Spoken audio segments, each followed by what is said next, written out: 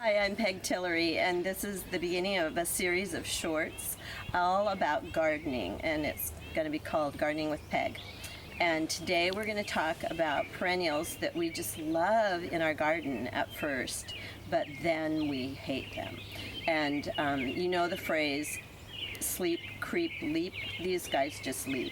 I'm going to show you how to extract them and why you maybe don't want them.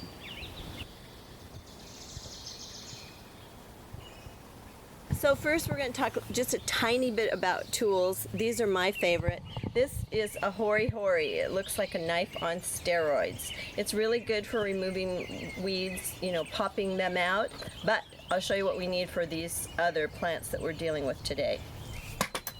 This is called a spading fork, and it's, people think it looks like a pitchfork kind of, but you'll notice the blades are really thick. So it's kind of just like your dinner fork, only you're going to scoop out weeds and put them somewhere far away.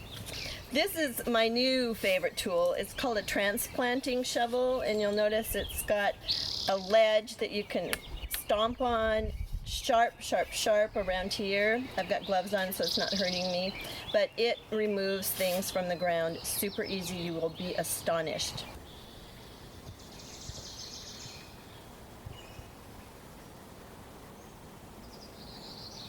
This is bishop's weed. It's supposed to be a ground cover that's good for dry conditions. It also works in wet, and as you can see, it covers the earth pretty rapidly. This has been in here, started with one plant maybe 2 years ago, and then I cleared out this area here the other day, probably a week ago, and you can see it's already coming back. So it's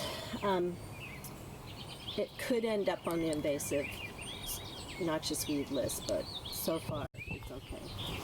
So to begin with, I just kind of shovel and start loosening things. Later on I'll come back with a spading fork.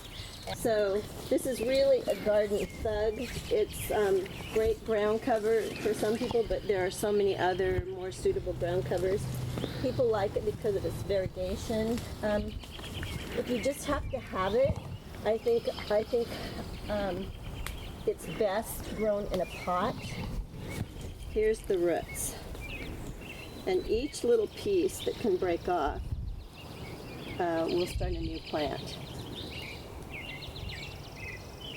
And these roots are probably throughout here, I don't know, 5-6 feet long. They're just breaking as I'm pulling them out of the ground.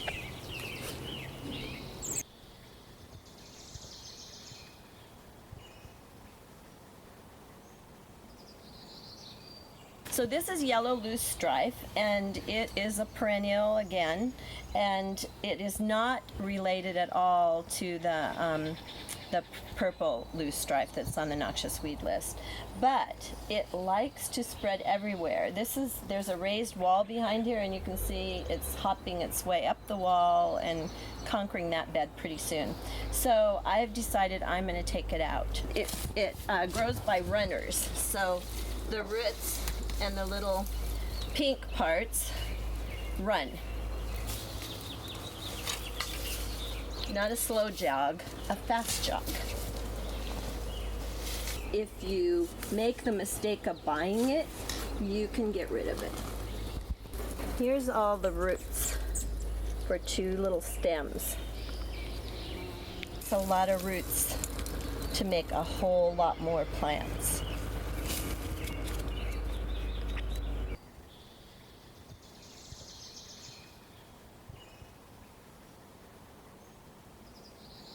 And this lovely looking plant, it's Alstromeria. You have seen all different colors of it in floral bouquets, but you do not, trust me, you do not want it in your garden, especially the yellow kind. This was not planted here. Where it used to live was clear in the back corner. Our yard's almost a half an acre, so a quarter of an acre away was where it started out 21 years ago. And it just has planted itself all over the garden. And I swear the little bulbs work their way, tunnel under the soil. So we're gonna yank it out. And then, after we yank it out, we have to dig it out because I'll show you where the bulbs live. And we probably have to go about a foot to 18 inches to 2 feet deep to get every single bit of plant matter out of here. So I'll just kind of show you.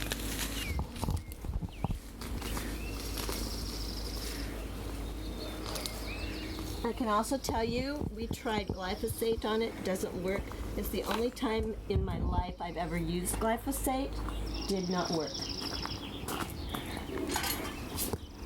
All 3 plants today that we're looking at, do not compost them. The roots stay alive and you'll have more wherever you spread your compost.